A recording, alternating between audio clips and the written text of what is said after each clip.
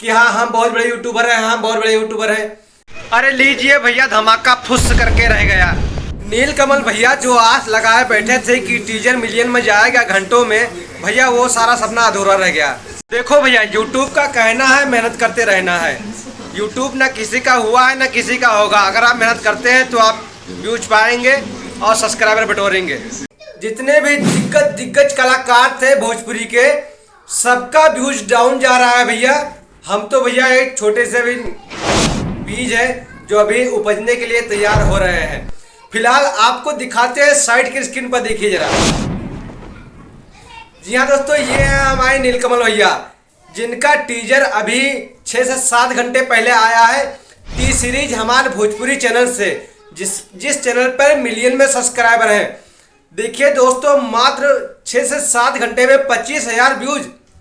इतना तो normally comedian जो करता है उसके पर व्यूज आता है दोस्तों। तो आप सोचिए कि यूट्यूब चाहे तो जमीन से उठा के आसमान पहुंचा दे, अगर यूट्यूब चाहे तो आसमान से उठा के जमीन पे गिरा दे। यूट्यूब के लाइन में किसी का कोई भविष्य नहीं है।